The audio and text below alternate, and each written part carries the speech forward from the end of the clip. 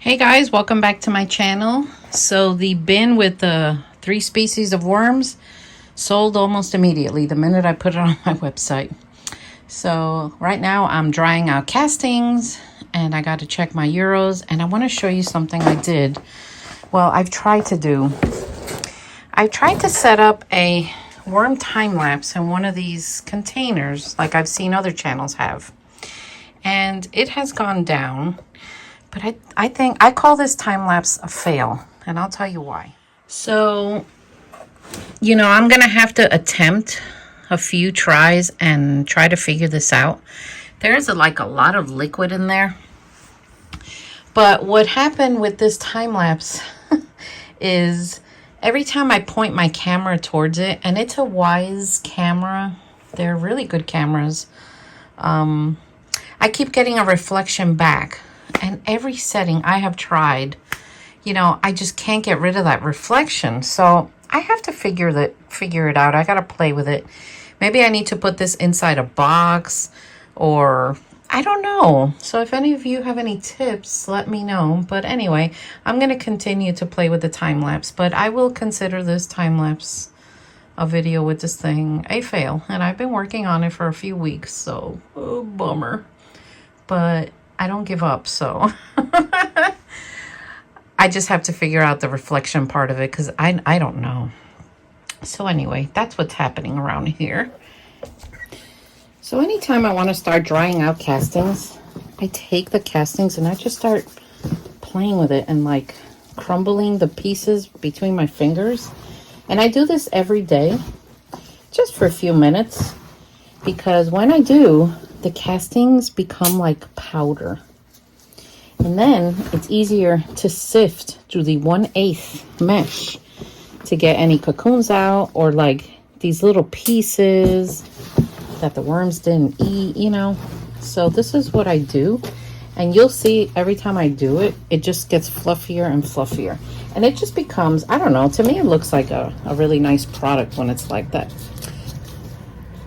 So what I'm going to do with this failed time lapse thing is I'm going to dump it in here, because I want to get everything out of here. And I want to get the worms out of here. And there they are. They're like, oh no, why are we leaving? It smells weird. And honestly, I think that if I would have left it, this would have gone anaerobic. So I have to figure out a way on how to use this and better balance it. But I mean, look at this.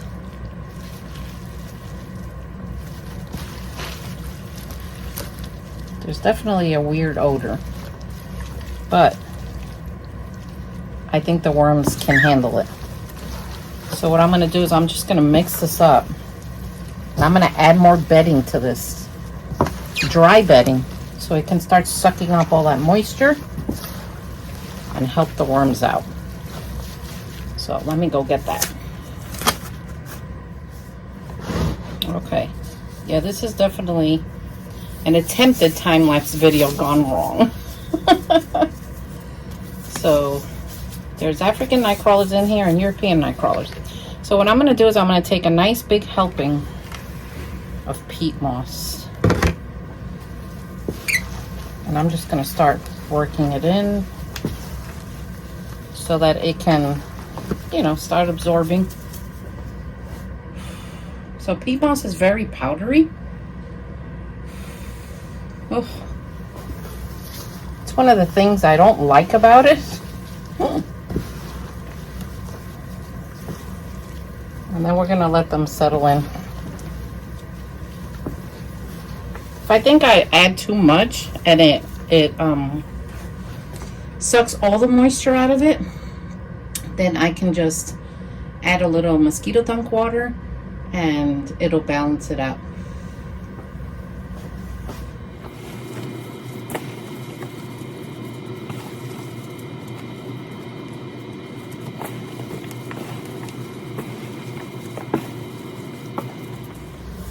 So peat moss is something that you really have to work it in, because it doesn't absorb liquid very easily. And The best trick I have found with peat moss when you're starting out is to use hot water. But don't put your worms in right away because it'll be too hot. But I noticed that hot water helps it to absorb just better. It just does. But I can see that now it's starting to suck up the moisture that this thing had. Yeah, that was on the border of anaerobic. It really was. And we're going to keep an eye on this bin. We're going to bring it back to life. We're going to bring it to the perfect balance. The worms will definitely be happier. And then when this one grows, I'll sell it as the mix again.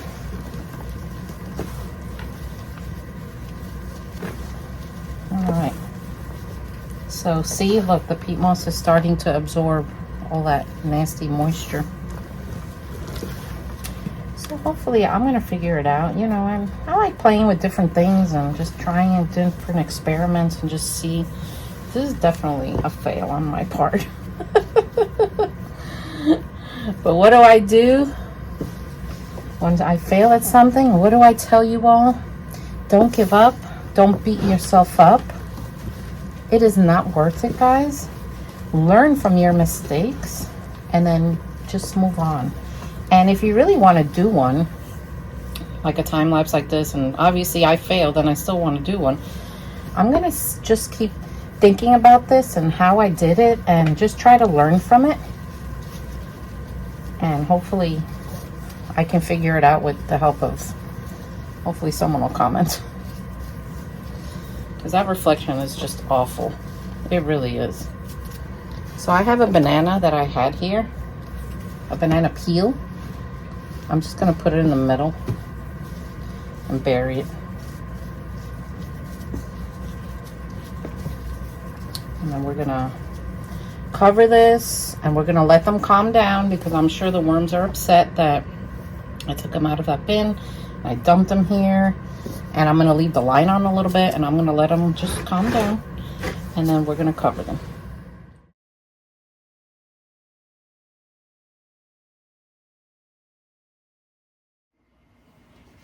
So I am going to sprinkle some mosquito dunk water in here.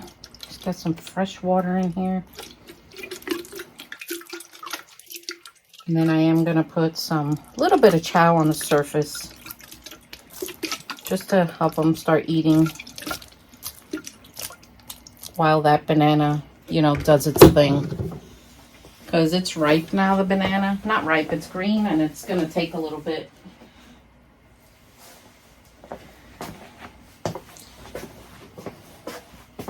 And then we will keep track of this bin. This was very interesting. But, you know, guys, learn from my mistake. Bad reflection. And too much compact and possibility of borderline anaerobic conditions. Which, guys, if you've never smelled anaerobic conditions, oh my gosh. It smells horrid. So I'm going to use one of my new covers. And we are going to keep an eye on this. So anyway, I hope you learned something. And if you could help me out with any tips, comment below. I appreciate you watching. Press that subscribe button. And I'll see you all next time. Take care.